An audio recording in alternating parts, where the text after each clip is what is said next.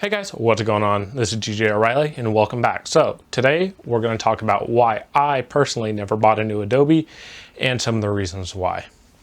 So to start with, it's not like I've never used Adobe. In high school, starting 6 years ago, I started using Adobe. So I learned on Premiere Pro, Photoshop, and that kind of stuff. Adobe 3D, I can't remember what their 3D animation. I used a lot of the Adobe suite when it would have been like Creative Cloud 2013. And to be honest, it was a buggy, crashy mess on our Macs. I was in a class of 30 people and it felt like when we'd open up After Effects, someone would have After Effects crash about every 3 to 5 minutes. And yes, they weren't exactly super powerful machines, but these were quad-core Xeons with 12 gigs of RAM and a 5770. So a pretty mid-range config for the Mac Pros. But that wasn't my first time ever video editing or even producing content. I've been producing content either for personally or off and on since 2010. And so at the time, I think I've edited across Windows Movie Maker, Premiere Pro, Final Cut Pro, DaVinci Resolve. I never got into Sony Vegas or like Hitman Express or that kind of stuff, but I've edited on basically everything that there is, other than like Avid, which is I'm not interested in paying a couple grand a year for. So while I learned on Adobe, I didn't like the pay by month or pay by year model, right? I don't need the newest edition of this that tweaked this, right? My biggest thing is finding a stable version and I stick to it, right? So for example, I edited in DaVinci Resolve. I don't know if I'm even on the 17 update. I think I may still be on the 16 update because I don't need any of the new features that 17 brings.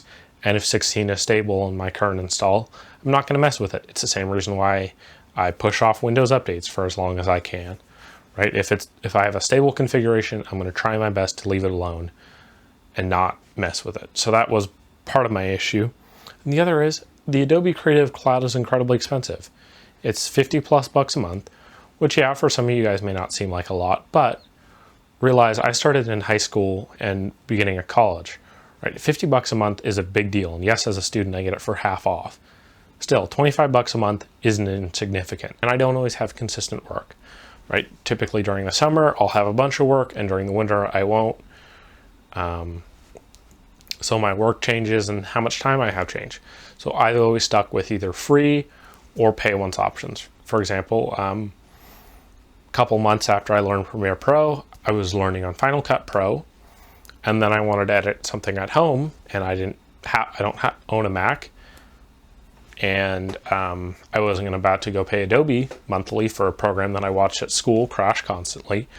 So I went out and I got a copy of DaVinci Resolve, just the free version, not the studio. I haven't even bought a copy of the studio version yet. And I used that. And so basically within 6 months of each other, maybe a year, I'd learned the 3 most common editors at this point.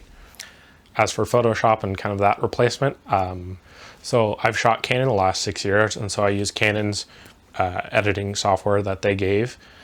And then if I needed to do something else, I combined either GIMP and Krita, and that got me most of what I needed to do for photo editing. I'm not an animator, I don't do After Effects and that kind of stuff, so that stuff never appealed to me. So maybe had Adobe done some $20 bundle of here's Premiere Pro, Photoshop, and Lightroom, specifically Lightroom Classic. I don't like the new version. That maybe would have been a bundle that would have enticed me. But again, I don't like paying for stuff monthly or even yearly, right? So I currently edit photos on a copy of Luminar 3 because I got it for free. Luminar or someone was giving a giveaway or doing a bunch of giveaways. It was like sign up for some newsletter and we'll send you a key. So I signed up for a couple newsletters and then promptly unsubscribed after I got my key. So I'm not against paying. I've looked at buying Luminar 4 or Luminar AI, and there's not enough feature improvement, and I don't need AI to do everything for me. I'm not huge on trying to automate so much of the creative process. Script writing, fine. I'll give you a topic, give you places to research. That'd be lovely. But actually editing and color grading, that kind of stuff, I don't need AI. So while yes, I'm sure Adobe has gotten better and they've fixed a lot of their issues and they've improved their performance, I'm still not interested in going back. I'm just happy with DaVinci Resolve and Luminar, and so I don't foresee myself going anywhere.